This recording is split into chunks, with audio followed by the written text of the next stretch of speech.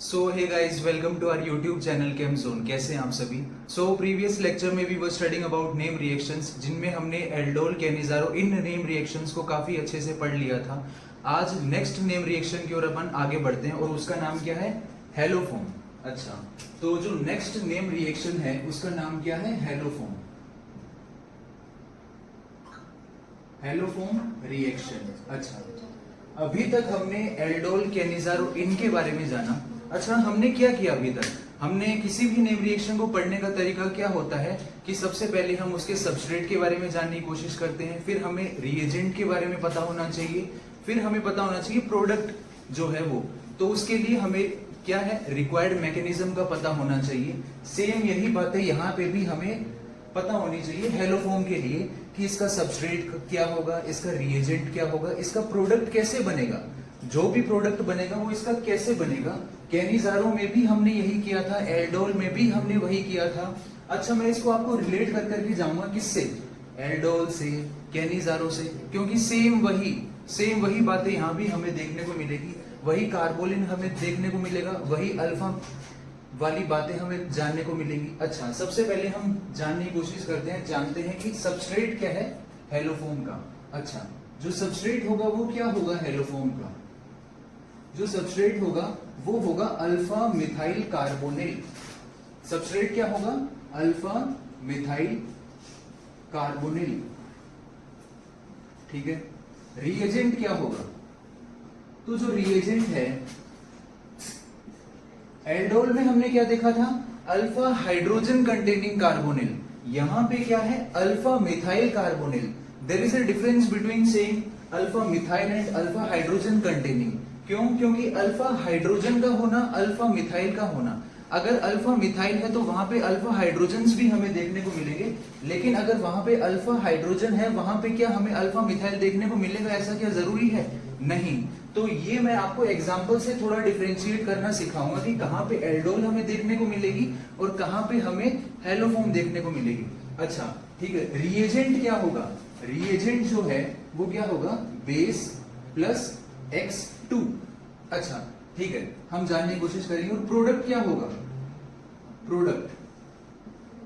Product होगा haloform. Haloform मतलब CH3। इसे हमने क्या बोला? हेलोफोम। और इसी से इसका रिएक्शन का नाम क्या हुआ? नेम रिएक्शन का हेलोफोम रिएक्शन। अच्छा, CH3 को हमने क्या बोला? हेलोफोम बोला। CH3 को हमने हेलोफोम बोला, प्लस साथ ही साथ क्या बनेगा? A9 of acid.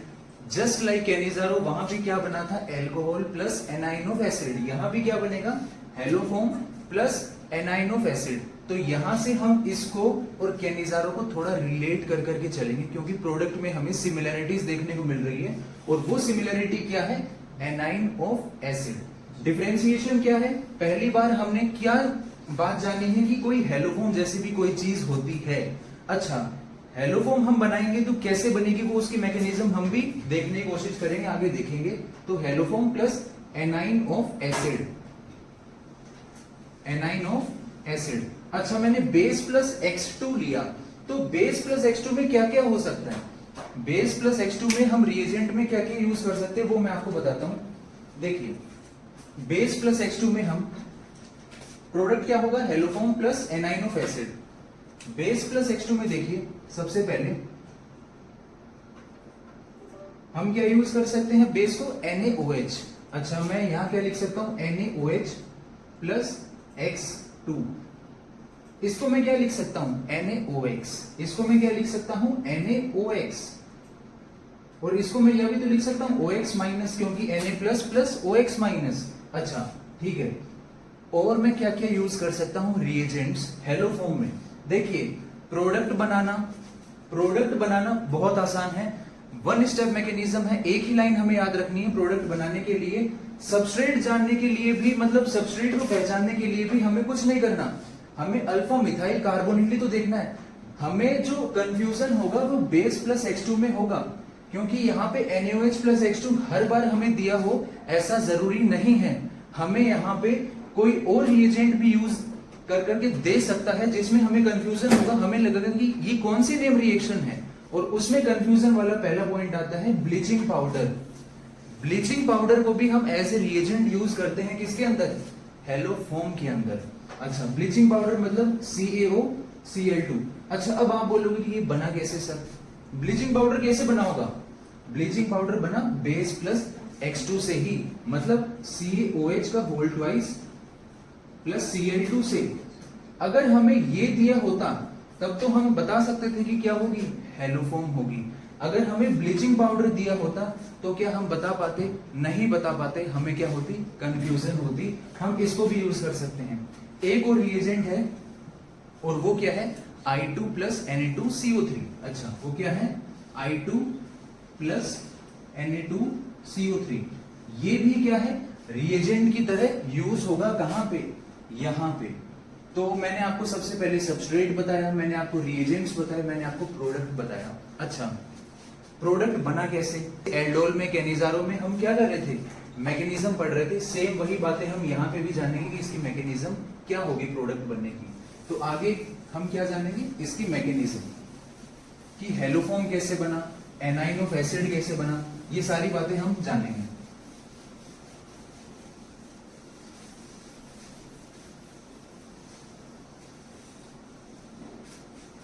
तो सबसे पहले हमारे पास क्या होगा, सबस्ट्रेट होगा, और सबस्ट्रेट क्या होगा हमारे पास, अल्फा मिथाइल कार्बोनेट। क्या होगा, अल्फा मिथाइल कार्बोनेट। अल्फा पे क्या होना चाहिए, मिथाइल होना चाहिए, और इसको हमने ऐसे लिखा अल्फा मिथाइल कार्बोनेट। ये क्या है, सबस्ट्रेट है, और मैंने रिएजेंट यूज किया NaOH plus X2। Name reactions जो हैं, सब्स्टिट्यूशन पढ़ाने के बाद मैंने आपको नेम रिएक्शन पढ़ाने चालू स्टार्ट क्यों करी, क्योंकि इसके अंदर भी सब्स्टिट्यूशन की बातें हमें काम में आनी है। मैंने लिविंग ग्रुप के नेचर के बारे में आपको बताया, और लिविंग ग्रुप का नेचर जानना जरूरी क्यों है, क्योंकि नेम रिएक्शंस की हर एक स्टेप में काम आने वाली चीजें हैं। मैंने आपको अल्फा हाइड्रोजन के बारे में बताना सिखाया कि अल्फा हाइड्रोजन अल्फा क्यों होता है, वो सारी बातें इन नेम रिएक्शंस में ही हर स्टेप में हमें जानने को मिलेंगी। अच्छा, होता क्या है, होता वही है कि आया कौन है, बेस आया है। अच्छा, बेस क्यों आया है, एसिडिक हाइड्रोजन अल्फा हाइड्रोजन को लेने के लिए आया है, और अल्फा हाइड्रोजन हमें पता है कि ये क्या है, अल्फा हाइड्रोजन है। मिथाइल का ये हाइड्रोजन क्या है, अल्फा हाइड्रोजन है। अच्छा, ये अल्फा हाइड्रोजन क्यों है, मैंने पता नहीं कितनी बार आपको ये बात बताई होगी कि अल्फा क्यों होगा। तो देख करके इसका पता नहीं चलता, इसका पता चलता है कब, जब ये अपना H+ रिलीज करेगा तब। मतलब ये कि जब ये अपना H+ रिलीज कर रहा होगा, ये सबस्ट्रेट अपना H+ रिलीज कर रहा होगा, जब यहाँ पे नेगेटिव आ रहा होगा तो क्या होगा, ये नेगेटिव इस पाई के साथ क्या होगा, कॉन्जुगेशन में होगा। इसका मतलब ये हाइड्रोजन क्या होगा, अल्फा हाइड्रोजन होगा, और ये बेस जो है आज वो इसी अल्फा हाइड्रोजन को लेने के लिए आया है। ये बेस क्या है, इसी अल्फा हाइड्रोजन को लेने के लिए आया है। इस अल्फा हाइड्रोजन को लेकर के जाएगा और क्या निकलेगा, H2 निकलेगा। और सबसे मेन बात, किसी भी नेम रिएक्शन की सबसे मेन बात, मतलब मैं आज किसकी बात कर रहा हूं, RDS की, स्लो स्टेप की। ये क्या है, अल्फा हाइड्रोजन का निकलना क्या है, स्लो स्टेप है। क्या है, स्लो स्टेप। स्लो स्टेप है, मतलब मुझे रिएक्टिविटी बतानी हो तो मैं किससे बताऊंगा, इसी RDS से बताऊंगा। तो हुआ क्या कि सबसे पहले बेस आया और ये किसे लेकर के गया, अल्फा हाइड्रोजन को लेकर के गया। तो क्या बना होगा, ये बना होगा CH2- COR। अब क्या है कि आता है कौन, X2 आता है, और X2 जब आ रहा होता है तो ये क्या करता है कि X+ यहां पे चिपका देता है। तो इससे क्या बनता है, CH2X COR। मतलब NaOH प्लस X2 आया तो इसने क्या बनाया, ये बनाया। हेलोजन का आना इज नॉट RDS, मतलब इसके आने ना आने से कोई इतना फर्क नहीं पड़ता। अगर हमें रिएक्टिविटी बतानी है तो फर्क किससे पड़ेगा, इस अल्फा हाइड्रोजन के जाने से। अच्छा, रिएक्टिविटी की अगर मैं बात कर रहा हूं तो जरूरी है क्या कि हमेशा अल्फा हाइड्रोजन ही जाए, हाइड्रोजन की जगह ड्यूटेरियम भी तो जा सकता है, ड्यूटेरियम की जगह ट्राइटियम भी तो जा सकता है, कोई भी आइसोटोप जा सकता है। इसीलिए मैं आपको बता रहा हूं कि रिएक्टिविटी का जानना, स्लो स्टेप का जानना, रिएक्टिविटी बताने के लिए हमें क्या है, बहुत ज्यादा जरूरी है।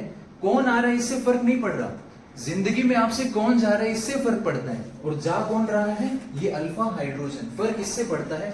आ कौन रहा है इससे फर्क नहीं पड़ता। अच्छा, ये हुआ एक स्टेप में, ये हुआ। मुझे क्या करना है, मुझे एनाइन ऑफ एसिड बनाना है। एनाइन ऑफ एसिड कब बन सकता है, जब ये पूरा ग्रुप यहां से हट जाए, ये पूरा ग्रुप यहां से हट जाए। मतलब मैंने एक हाइड्रोजन को हटा करके यहां पे हैलोजन लगाया, ये एक स्टेप में मैंने किया। अगर 2 बार मैं यही कर दूं काम, 2 बार यही काम कर दूं, तो यहां पे क्या होगा, CH3 बनेगा। तो यही काम जो मैंने एक बार किया, मैं 2 बार और करने के लिए जा रहा हूं। मतलब OH माइनस आता है, फिर कौन आता है, X प्लस आता है, फिर वापस से OH माइनस आता है, कौन आता है, X प्लस आता है। अच्छा, OH माइनस आया अल्फा हाइड्रोजन को छीनने के लिए, फिर कौन आया, X प्लस आया। फिर क्या बनेगा, फिर जो बनेगा वो क्या बनेगा, ये बनेगा CH3COR। ये क्या बना, ये बना। अच्छा ठीक है, अब कौन आता है, OH माइनस आता है। क्योंकि हमें यहाँ पे इसके लिमिटेड मोल्स तो दिए नहीं है, तो हम इसकी कॉन्सेंट्रेशन यूज कर सकते हैं। कौन आता है, OH माइनस आता है। OH माइनस आता है, जैसे ही आया लिविंग ग्रुप जाता है, क्या हो गया, सब्स्टिट्यूशन हो गया। अच्छा, ये लिविंग ग्रुप क्यों है CH3, why this is a leaving group, ये लिविंग ग्रुप क्यों है। अच्छा, मैं आपको समझाऊंगा कि लिविंग ग्रुप क्यों है। ये आता है, बनता क्या है, COR और OH प्लस CH3 माइनस, और जैसे कैनिजारो में H प्लस का शिफ्ट हुआ था, सेम वही काम यहां होगा। CHX3 यहां से H प्लस जाकर के यहां आया, CHX3 plus anion of acid, क्या बना, ये बना। और ये क्या है, इसकी मैकेनिज्म है, किसकी है, हेलोफॉर्म की। अच्छा, जो सबसे इंपॉर्टेंट बात है कि ये लिविंग ग्रुप क्यों है, मतलब कितना आसान है समझना कि लिविंग ग्रुप क्यों है। लिविंग ग्रुप होने की कंडीशन क्या होती है, उसका वीक बेस होना। जो जितना अच्छा वीक बेस होगा, वो उतना ही अच्छा क्या होगा, लिविंग ग्रुप होगा। अच्छा, मैं वीक बेस कैसे बता रहा हूं, देखिए ये एक अच्छा लिविंग ग्रुप क्यों है, CH3 माइनस। अगर CH3 minus is a good leaving group, क्यों,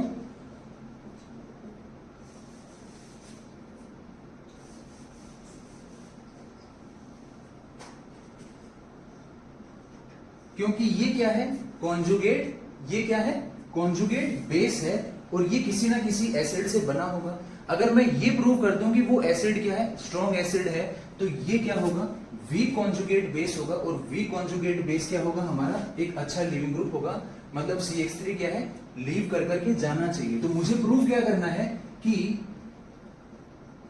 ये क्या है, एक अच्छा, एक बहुत अच्छा स्ट्रॉन्ग एसिड है। हमें ये प्रूव करना है कि ये अच्छा है, स्ट्रॉन्ग एसिड है। और ये प्रूव कैसे होगा, ये प्रूव होगा कि जब H प्लस जा रहा होगा, जब H प्लस जा रहा होगा, तो यहां पे क्या बनेगा, नेगेटिव बनेगा। और हमें पता है कि हेलोजन के पास क्या होता है, लोन पेयर होता है। तो नेगेटिव लोन पेयर का कॉन्जुगेशन होने से ये क्या होगा, एक अच्छा नेगेटिव लोन पेयर कॉन्जुगेशन होने से ये कॉन्जुगेट जो होगा, ये बहुत ही हाईली स्टेबल होगा, बहुत ज्यादा स्टेबल होगा। इसलिए कॉन्जुगेट बेस के बहुत ज्यादा स्टेबल होने से जो एसिड होगा वो क्या होगा, बहुत स्ट्रॉन्ग एसिड होगा, बहुत ही ज्यादा स्ट्रॉन्ग एसिड होगा। इसीलिए जो लिविंग ग्रुप होगा ये क्या होगा, बहुत अच्छा लिविंग ग्रुप होगा, एक बेटर लिविंग ग्रुप होगा।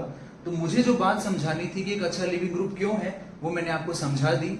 सबसे जरूरी बात क्या थी, स्लो स्टेप का जानना। स्लो स्टेप हमने जानी, फिर हमने बताया कि OH आता है और इससे क्या करते हैं, लीव करवा देता है, और फिर फाइनली हमारा प्रोडक्ट बन जाता है।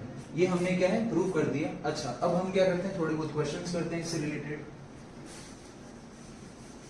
इसकी समरी एक ही लाइन की है, जिससे हमें फाइनली प्रोडक्ट बनाने हैं। याद हमें जो रखना है वो क्या है, रिएजेंट्स का, कि रिएजेंट्स कौन कौन से यूज होने हैं। रिएजेंट्स का अगर हमें पता होगा तो हम क्या है, किसी भी नेम रिएक्शन का पता लगा सकते हैं कि कौन सी नेम रिएक्शन होने वाली है।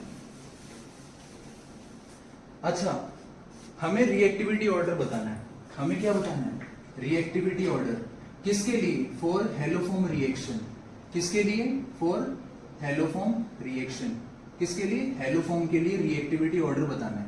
अच्छा, अगर मुझे रिएक्टिविटी बतानी हो H की, D की, T की, हाइड्रोजन, ड्यूटेरियम, ट्राइटियम की, अगर मुझे रिएक्टिविटी बतानी हो Cl2, Br2 और I2 की, फॉर हेलोफॉर्म, किसके लिए, हेलोफॉर्म के लिए रिएक्टिविटी बतानी है, तो हम नेम रिएक्शन के RDS वाले पार्ट पे जाएंगे।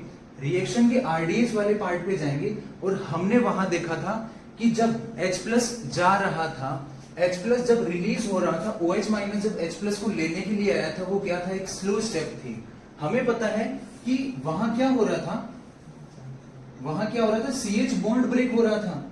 CH बॉन्ड का ब्रेक होना, CD बॉन्ड का ब्रेक होना, CT बॉन्ड का ब्रेक होना, बॉन्ड एनर्जी किसकी कम होती है, CH बॉन्ड की बॉन्ड एनर्जी क्या होती है, कम होती है। इसलिए क्या होगा, इजिली H+ रिलीज होगा, OH- इजिली H+ को लेकर के जाएगा, वाटर निकलेगा। तो इसका मतलब क्या है कि रेट किसकी ज्यादा होगी, फॉर हेलोफॉर्म RH की, फिर RD की इससे कम होगी, और सबसे कम किसकी होगी, ट्राइटियम के लिए। अच्छा, मैंने आपको क्या लाइन बताई थी, मैंने आपको बताया था कि हेलोफॉर्म के लिए जो जा रहा होता है उसका फर्क पड़ता है, आने वाले का फर्क नहीं पड़ता। हेलोजन आ रहा था, इससे रिएक्टिविटी पे कोई फर्क नहीं पड़ रहा था। जो जा रहा था, जो प्रोटॉन जा रहा था, एसिडिक हाइड्रोजन जा रहा था, फर्क इससे पड़ रहा था रिएक्टिविटी पे। तो मतलब Cl2, Br2 और I2 इनके लिए रिएक्टिविटी क्या होने वाली है, सेम होने वाली है। इनके लिए रिएक्टिविटी सेम होने वाली है, और ये हमारा क्या होगा, order of reactivity for haloform. और कितना आसान है इसे समझना। फर्क हमें पड़ता है किससे, जाने वाले से, क्योंकि वो स्लो स्टेप थी और जा कौन रहा था, एसिडिक हाइड्रोजन जा रहा था, या तो हाइड्रोजन जा रहा था, या ड्यूटेरियम जा रहा था, या ट्राइटियम जा रहा था।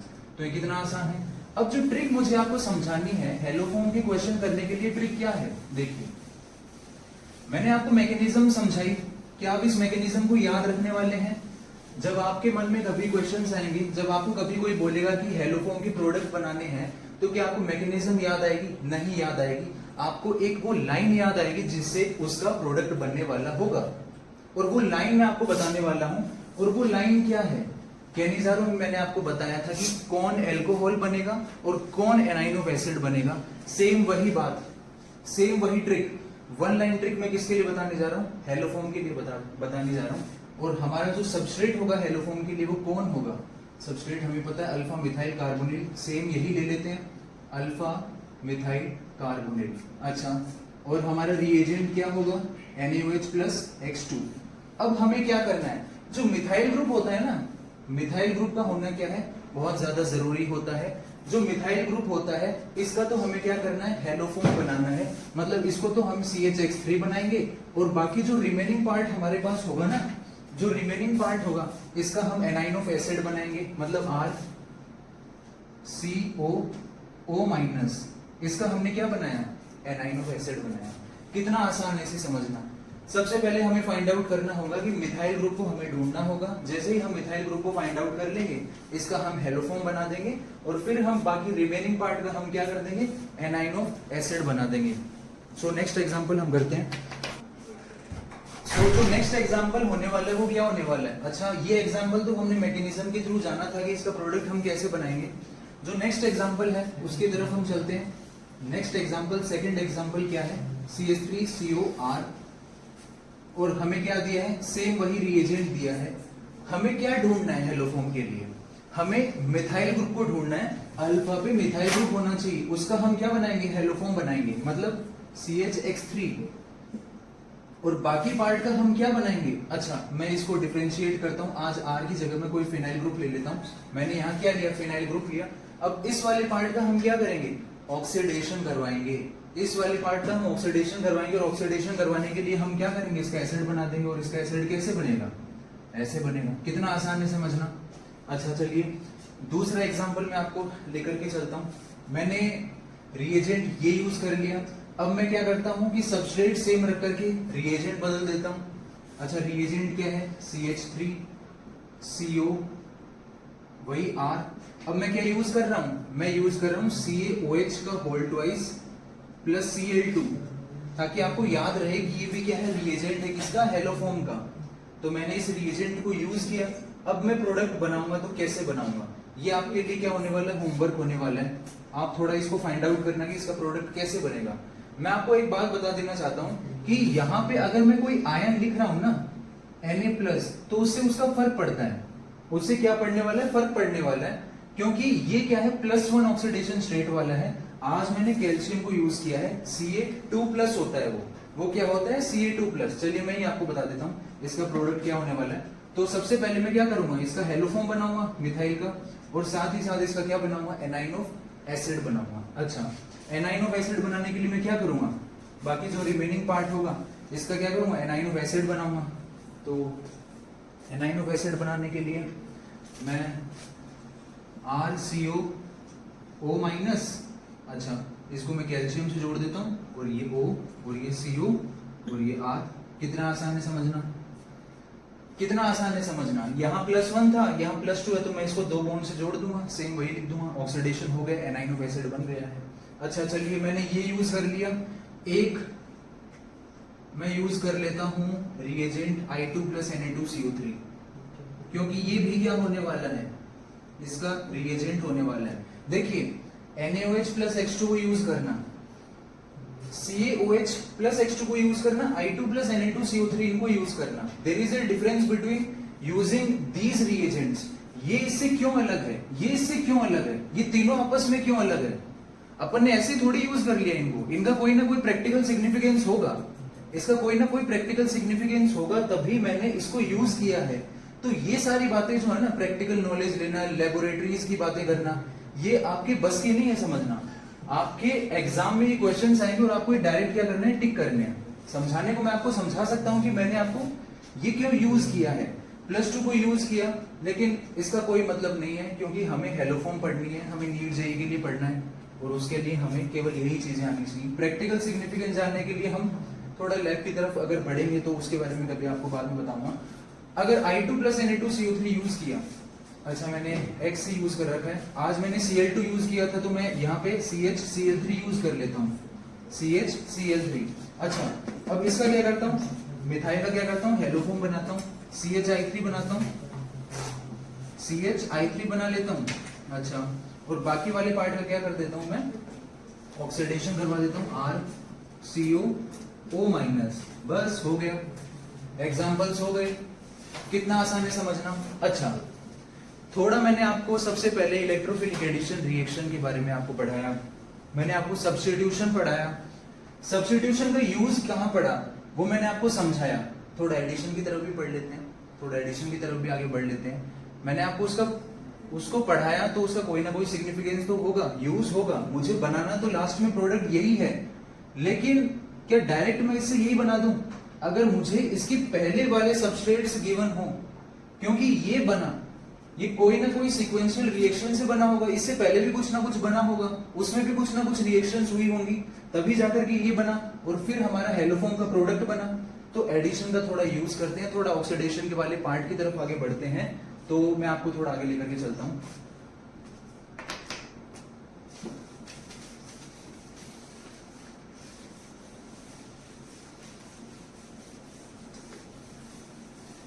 देखिए मैं आपको समझाने वाला हूँ, थोड़ा एडिशन वाला पार्ट लेने वाला हूँ, और एडिशन वाला पार्ट में मैं आपको थोड़ा इसको अलग तरीके से समझाने की कोशिश करता हूँ। थोड़ा मैं बायोलॉजी बैकग्राउंड से हूँ, तो थोड़ा एक मटका बना देता हूँ आपके लिए, और वो मटका देखिए, मैं थोड़ा आपको ड्राइंग अपनी दिखाता हूँ कि ड्राइंग कैसे बनाई जाती है। बाकी ये मटके का ऊपर वाला हिस्सा, ठीक है, और ये ऐसे, मतलब मुझे तो इतना पता है कि इससे अच्छा कोई नहीं बना सकता। तो इसके अंदर मैं क्या करूंगा, इसके अंदर प्रोडक्ट बनाऊंगा। प्रोडक्ट हमारा क्या है, CHCl3 plus anion of acid. क्या है, A9 of acid. Anion of acid में मैं क्या यूज करूं, R यूज कर लूं। देखो मुझे आपको जो बात समझानी है वो आपको समझ में आनी चाहिए। ये एनाइन ऑफ एसिड में चलिए मैंने यूज कर लिया CH3COO-। अच्छा ये किस किस से बन सकता है, मैंने तो आपको यही समझाया आज की क्लास में कि ये बनेगा किससे, अगर मैं रिएजेंट यूज कर लूं, क्या NaOH, अगर मैंने यहाँ Cl लगाया है तो मैं यहाँ यूज कर लूं Cl2, और सबस्ट्रेट यूज कर लूं, क्या सबस्ट्रेट यूज कर लूं ये CH3COCH3। मैंने इतना ही तो पढ़ाया आपको, लेकिन क्या आपको पता है कि मैंने आपको सब्स्टिट्यूशन भी पढ़ाया है कभी ना कभी, और सब्स्टिट्यूशन में मैंने आपको क्या समझाया था कि NSR होती है, लिविंग ग्रुप जा रहा होता है, फिर कौन आता है, न्यूक्लियोफाइल आता है। बड़े ही रोमांचक तरीके से क्या होता है, सब्स्टिट्यूशन हो रहा होता है। अंदर अंदर की बातें जो हैं वो मैंने आपको बहुत सारी बातें आपको समझाई थी कि उसकी मैकेनिज्म क्या होती है, बहुत प्यारी प्यारी बातें आपको समझाई थी। बहुत ही बेहतरीन तरीके से मैंने रिएजेंट्स को आपको पढ़ना सिखाया था, कैसे उसके अंदर मैकेनिज्म होती है, वो सारी बातें मैंने आपको बताई थी।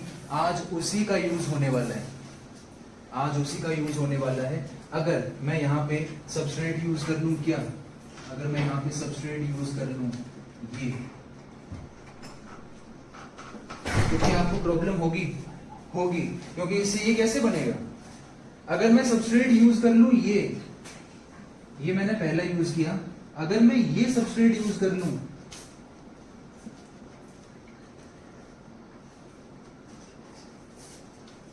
तो क्या आपको प्रॉब्लम होगी? हाँ होगी, अभी तक तो होनी चाहिए।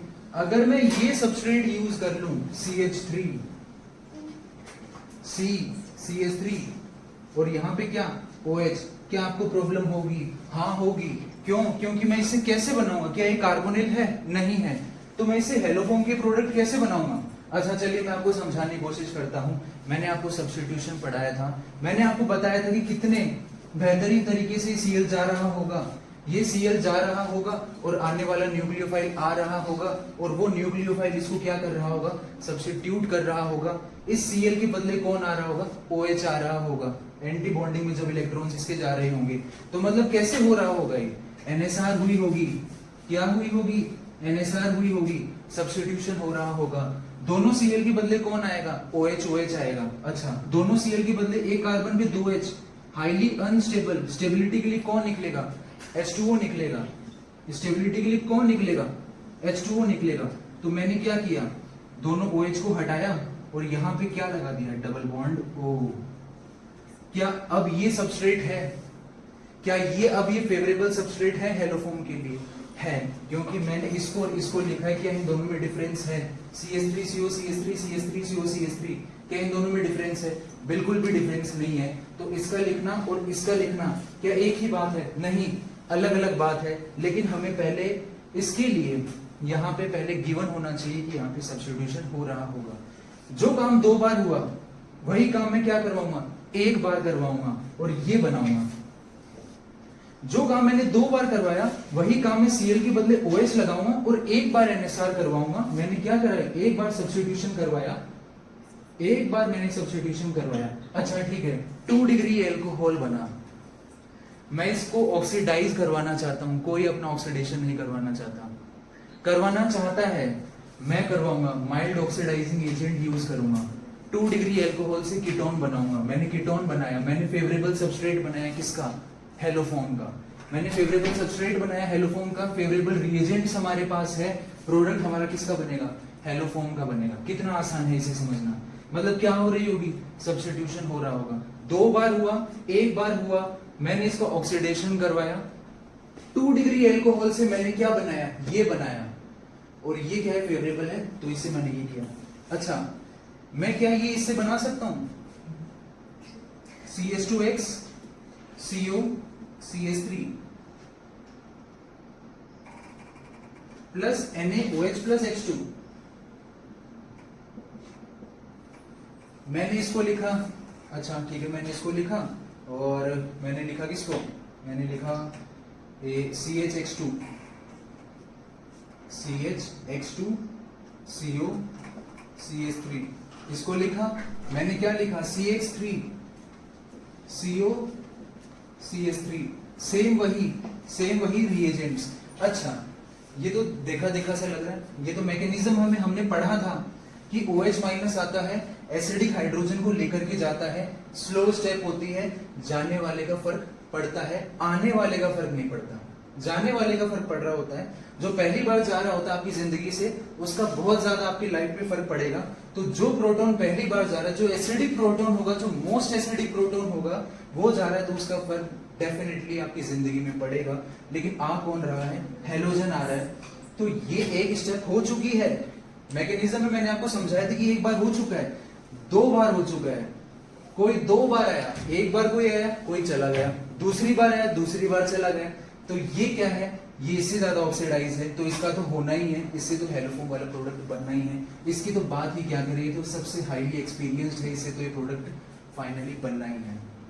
ये क्या है, ये फ्रेशर है, और ये क्या है, बहुत ज्यादा एक्सपीरियंस है, तो इससे ही प्रोडक्ट बनना ही है। ये लीविंग ग्रुप जानना ही है, क्योंकि ये क्या है, हाईली स्टेबल कॉन्जुगेट बेस है, स्ट्रॉन्ग एसिड का वीक कॉन्जुगेट बेस है, तो इससे प्रोडक्ट बनना ही। मैं मुझे ये बात आपको समझानी थी, मैंने आपको ये बात समझा दी। आगे मैं आपको एग्जांपल समझाने वाला हूँ हेलोफोम के, और आप इन सारे एग्जांपल्स को देख लेना एक बार। अच्छा, तो जो हेलोफोम के एग्जांपल्स हैं जिनके बारे में मुझे आपसे बात करनी है, कि कुछ एग्जांपल्स हैं। मैंने आपको बताया था कि एल्डोल का पढ़ना और हेलोफोम को पढ़ना दोनों एक ही बात है, नहीं, अलग अलग बातें हैं, क्योंकि हमें एक जैसी चीजें, सिमिलरिटीज हमें देखने को मिल सकती है इनमें। मैंने क्या लिखा एल्डोल के लिए, अल्फा हाइड्रोजन कंटेनिंग कार्बोनिल। मैंने हेलोफोम के लिए क्या लिखा, अल्फा मिथाइल। अल्फा मिथाइल का लिखना, अल्फा हाइड्रोजन कंटेनिंग का लिखना, दोनों ही क्या है, अलग अलग बातें हैं। अच्छा, कौन कौन से ऐसे सबस्ट्रेट्स हैं जो पॉजिटिव हेलोफोम दिखाएंगे? पॉजिटिव हेलोफोम दिखाने वाले सबस्ट्रेट्स कौन कौन से हैं, ये हमें फाइंड आउट करना, और यही सबसे बड़ा क्वेश्चन है इस क्लास का। तो पहला एग्जांपल हम ले लेते हैं। पहला एग्जांपल क्या है, वही एग्जांपल है, मैंने आपको पता नहीं कितनी बार ये करवा दिया है, CO। अच्छा, मैं यहाँ C2H5 ले लेता हूँ, और यहाँ पे क्या ले लेता हूँ, मिथाइल ले लेता हूँ। अच्छा, दूसरा एग्जांपल, मैंने यहाँ मिथाइल लिया, आज मैं क्या ले लेता हूँ, C2H5, C2H5। अच्छा, ये क्या है और ये क्या है, कार्बन है तो 2 ब्यूटेनॉन, और ये क्या है, 3 पेंटेनॉन। ये क्या है, 3 पेंटेनॉन। इसकी नेमिंग भी मैंने आपको समझा दी, क्योंकि कीटोन मेन फंक्शनल ग्रुप लगा है, तो ये हो गया।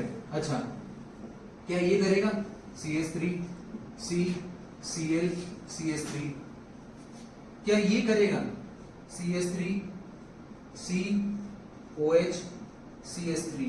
अच्छा, ठीक है, मैं अब थोड़ा और आगे बढ़ता हूं। अब क्या ये करेगा, CCl3 COH। इसे अपन क्या बोलते हैं, ये इसे अपन क्या बोलते हैं, क्लोरल। अच्छा, नेक्स्ट एग्जांपल हम ले लेते हैं, क्या, CO CH3 COH। अच्छा, मतलब इतने एग्जांपल तो सफिशिएंट है आप सभी को समझने के लिए। तो मैं आपको स्टार्ट करता हूं। अल्फा पे मिथाइल है, होगी, हमें क्या देखना है, अल्फा पे मिथाइल होना चाहिए। क्या अल्फा पे मिथाइल है, नहीं है, क्यों, क्योंकि दोनों ही क्या लगे हैं, इथाइल है। क्या हेलोफोम होगी, नहीं होगी। अच्छा, नहीं होगी, ये क्या एल्डोल दिखाएगा। मैंने आपको क्या बोला था कि अल्फा मिथाइल का होना और अल्फा पे किसी अल्फा हाइड्रोजन का होना, दोनों ही अलग बातें हैं। ये हेलोफोम दिखाएगा, ये हेलोफोम नहीं दिखाएगा। क्या ये एल्डोल दिखाएगा, दिखाएगा। क्या ये एल्डोल दिखाएगा, दिखाएगा, बिल्कुल दिखाएगा। अल्फा हाइड्रोजन कंटेनिंग कार्बोनिल क्या दिखाता है, एल्डोल दिखाता है। ये दिखाएगा एल्डोल, लेकिन ये हेलोफोम नहीं दिखाएगा। अच्छा, क्या ये हेलोफोम दिखाएगा, मैंने आपको पीछे ही समझाया कि इसका क्या करेंगे, सब्स्टिट्यूशन करवाएंगे, फिर इसको फेवरेबल सबस्ट्रेट बनाएंगे फॉर क्या, हेलोफोम के लिए। तो ये भी दिखाएगा। क्या ये दिखाएगा, हाँ दिखाएगा, क्योंकि क्या है, 2 डिग्री एल्कोहल है, 2 डिग्री एल्कोहल।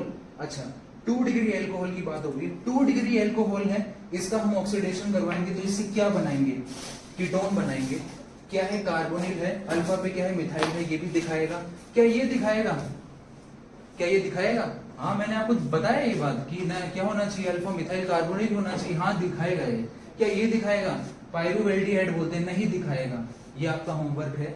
अगर आप पूरा लेक्चर यहां तक पहुंचे तो आपको ये बात समझ में आ जानी चाहिए अभी तक कि क्या ये हेलोफोम दिखाएगा या नहीं दिखाएगा। अच्छा, क्लोरल में मुझे एक ऐसी बात दिख रही है, क्या, अल्फा हाइड्रोजन लेस एल्डिहाइड, क्या ये कैनिजारो दिखाएगा, हाँ दिखाएगा, पता नहीं, नहीं दिखाएगा। तो आप बताना कि क्या ये कैनिजारो दिखाएगा। एल्डिहाइड है, अल्फा हाइड्रोजन लेस है, क्या ये कैनिजारो दिखाएगा, फेवरेबल सबस्ट्रेट है, रिएजेंट हमारे पास है, पता ही नहीं है, तो कैसे हम बताएंगे कि क्या ये दिखाएगा। तो अभी तो मैं ये बोलूंगा कि नहीं दिखाएगा, लेकिन दिखाने को दिखा सकता है अगर मैं फेवरेबल रिएजेंट यूज कर लूंगा। लेकिन मैंने आपको क्या बताया, ये हेलोफोम दिखाएगा। चांसेस ऑफ कि यहाँ पे क्या होगी, कैनिजारो भी हो सकती है, तो मैंने बोला कि यहाँ पे कैनिजारो भी हो सकती है। ये नहीं दिखाएगा, रीजन मुझे आपसे जानना है। मैंने मेन बात क्या बताई आपको कि 2 डिग्री एल्कोहल का ऑक्सीडेशन होकर के क्या बनेगा, कीटोन बनेगा। क्या मैं यहाँ पे टर्शरी एल्कोहल यूज कर लूं एज ए सबस्ट्रेट। अच्छा, मैंने टर्शरी एल्कोहल यूज कर लिया, आप बोलोगे कि इसका तो ऑक्सीडेशन होगा ही नहीं, नहीं होगा। Under normal condition tertiary alcohol का ऑक्सीडेशन नहीं होगा। अगर मैं हाई प्रेशर की बात कर लूं, अगर मैं बात कर लूं किसकी, टेम्परेचर देकर के बात कर लूं, माइल्ड ऑक्सीडाइजिंग एजेंट यूज ना कर करके अगर मैं स्ट्रॉन्ग ऑक्सीडाइजिंग एजेंट यूज कर लूं ना, तो इसका भी ऑक्सीडेशन हो जाएगा। और कैसे होगा, अगर मैं यहाँ पे देखो हेलोफॉर्म से तो इसका मतलब दूर दूर से कोई नाता नहीं है, लेकिन होने को अगर बात ऑक्सीडेशन की हो रही है, 2 डिग्री एल्कोहल की अगर मैं ऑक्सीडेशन करवा रहा हूं, तो क्या मैं 3 डिग्री एल्कोहल का भी ऑक्सीडेशन करवा सकता हूं? तो इसका आंसर है हाँ, but not under normal conditions. Strong oxidising agent और टेम्परेचर अगर मैं हाई रख दूं तो इसका भी ऑक्सीडेशन होगा। टेम्परेचर हाई रखा है मतलब क्या होगी, एलिमिनेशन होगी। एलिमिनेशन होगी मतलब यहाँ पे क्या बन रहा होगा, डबल बॉन्ड बन रहा होगा। स्ट्रॉन्ग ऑक्सीडाइजिंग एजेंट मैंने यूज किया है मतलब कोई H+ K2Cr2O7 जैसे मैंने बड़े बड़े हथियार यूज किए हैं ऑक्सीडेशन करवाने के लिए, तो यहाँ पे क्या होगा, CO2H2O और इससे क्या बनेगा, इससे क्या बनेगा, कीटोन CH3CO CH3। क्या मैं कीटोन का ऑक्सीडेशन करवा सकता हूं? करवा सकता हूं। तो फाइनली मैं इसका ऑक्सीडेशन तो करवा सकता हूं, लेकिन मैं इसे हेलोफॉर्म नहीं बना सकता। अच्छा, मैं यहीं पे रुक जाता हूं। आगे का मतलब जो सबसे इंपॉर्टेंट सवाल है हेलोफॉर्म के लिए, मैं ना वो एक और कवर करके चलता हूं कि पॉजिटिव हेलोफॉर्म कौन कौन शो कर सकता है। तो इसके अंदर जो बात है, मैंने ना अल्फा मिथाइल जैसी चीजें यूज कर ली, काफी सारी बातें मैंने कर ली आपसे। अगर मैं आपसे अल्फा पे मिथाइल रख कर करके कोई लोन पेयर कंटेनिंग स्पीसीज दे दूं, अगर मैं आपको कोई सबस्ट्रेट एसिड दे दूं, अगर कोई क्लोराइड जैसा सबस्ट्रेट दे दूं, अगर मैं इनकी बातें कर लूं, इनकी अल्फा पे मैंने मिथाइल रखा है, देखो बात किसकी हो रही है, अल्फा पे मिथाइल की प्रेजेंस की। तो मैंने अल्फा पे मिथाइल रखी, अगर अच्छा ठीक है, मैंने यहाँ पे साथ ही साथ OH लिख दिया, अगर एसिड लिख दिया, अगर मैंने एसिड की जगह Cl लगा दिया, यहाँ पे OH की जगह Cl लगा दिया, CH3 CO Cl, क्या ये फेवरेबल सबस्ट्रेट हैं हेलोफॉर्म के? नहीं है। अल्फा पे मिथाइल है, अब आप ये मत बोलना कि सर ये कार्बोनिल नहीं है, क्योंकि फिर तो जो मैंने कहानी परोसी आपको वो पूरी तरह से खराब हो जाएगी। जो बात मुझे आपको समझानी है वो ये कि ये दोनों हेलोफॉर्म नहीं दिखाएंगे, एसिड और उसके डेरिवेटिव्स हेलोफॉर्म नहीं दिखाएंगे। क्यों नहीं दिखाएंगे? अच्छा क्यों नहीं दिखाएंगे? अच्छा क्यों दिखा रहे थे हेलोफॉर्म? क्योंकि अल्फा हाइड्रोजन क्या था, एसिडिक था। अल्फा हाइड्रोजन क्या था, एसिडिक था, इसीलिए क्या दिखा रहे थे, हेलोफॉर्म दिखा रहे थे। अभी तक क्या होता आ रहा था कि यहाँ पे कुछ नेगेटिव बन रहा था और यहाँ पे कोई R ग्रुप था, तो ये हेलोफॉर्म दिखा रहा था। क्यों? क्योंकि पाई केवल इस नेगेटिव का ही हुआ करता था, पाई केवल इस नेगेटिव का ही हुआ करता था, इसीलिए क्या दिखा रहा था, हेलोफॉर्म दिखा रहा था। अगर R न यूज कर करके मैंने यहाँ पे कोई लोन पेयर कंटेनिंग स्पीसीज ले ली, आज क्या है, आज क्या मैं सड़कों पे आराम से घूम सकता हूं? नहीं। मैं कौन हूं? मैं ये नेगेटिव हूं। मैं कौन हूं? मैं ये नेगेटिव हूं। मैं इस पाई के साथ कॉन्जुगेशन करता हूं, इसीलिए मैं क्या हूं, एसिडिक हाइड्रोजन हूं। आज ये पाई इस नेगेटिव का नहीं है। जिसको मैं प्यार करता था, जिसकी मैं चाह रखता था, आज वो केवल मेरी नहीं है, आज मेरे अलावा भी मेरे से बढ़ करके वो किसी और की होने लगी है। और वो कौन है? Lone pair. वो इस लोन पेयर के साथ भी कॉन्जुगेशन शो कर रही है। वो केवल मेरे साथ ही कॉन्जुगेशन शो नहीं कर रही, वो मुझ में दिलचस्पी दिखा रही है, क्योंकि मेरे पास क्या है, ये, लेकिन मेरे पास खूबसूरती नहीं है, इसीलिए ये पाई इस लोन पेयर के साथ कॉन्जुगेशन दिखा रहा है। यहाँ पे हेलोफॉर्म नहीं होगी। जो बात मुझे समझानी थी, पहले केवल ये पाई इसी का हुआ करता था, इसीलिए एसिडिक था, इसीलिए इसको कोई फिक्र नहीं थी, आराम से घूमता था। उसे पता है घर पे मेरा कोई इंतजार कर रहा है और मेरे अलावा किसी से वो बात नहीं करती। लेकिन आज ये पाई मेरे साथ होकर के किसी और का भी होने लगा है, क्रॉस बातें भी होने लगी हैं। जब मेरा फोन कट रहा है तो वो किसी और से भी बात कर रही है। ये पाई लोन पेयर के साथ भी बातें कर रही है, तो ये उतना एसिडिक नहीं होगा। जब हाइड्रोजन एसिडिक उतना नहीं होगा OH माइनस आएगा नहीं उस एसिडिक हाइड्रोजन को लेने के लिए, और हमारी क्या नहीं होगी, हेलोफॉर्म नहीं होगी, क्योंकि अल्फा हाइड्रोजन का जाना किसके लिए जरूरी होता है, हेलोफॉर्म के होने के लिए OH माइनस आता है, अल्फा हाइड्रोजन को लेकर के जाता ही क्यों है, ताकि क्या हो, हेलोफॉर्म हो, ताकि मैं इसे एक अच्छा लिविंग ग्रुप बना सकूं। इससे मैं प्यारा क्या ही समझाऊं इस बात को, इससे प्यारा मैं क्या ही समझाऊं, मैंने तो अपना दिल रख दिया आपके सामने, बात आपको समझाते समझाते, मुझे तो आपको हेलोफॉर्म समझानी थी, लेकिन मैंने अपने दिल को आपके सामने परोस दिया, इससे ज्यादा मैं क्या करूं आपके लिए। तो उम्मीद करता हूं कि आपको ये चीज समझ में आई होगी, आपको हेलोफॉर्म समझ में आया होगा, क्यों एसिड और एसिड डेरिवेटिव्स हेलोफॉर्म नहीं शो करते, क्यों अल्फा मिथाइल कार्बोनिकली हेलोफॉर्म शो करता है।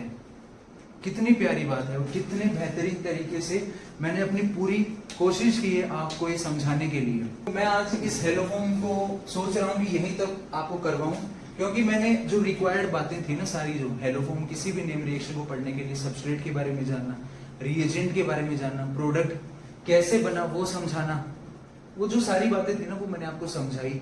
रिक्वायर्ड एग्जांपल्स मैंने आपको समझाए, एग्जाम्पल समझाने के बाद मैंने आपको बताया कि कौन कैसे कैसे हेलोफॉर्म शो कर सकता है, जिसके बस की भी नहीं होती ना वो भी हेलोफॉर्म शो कर सकता है।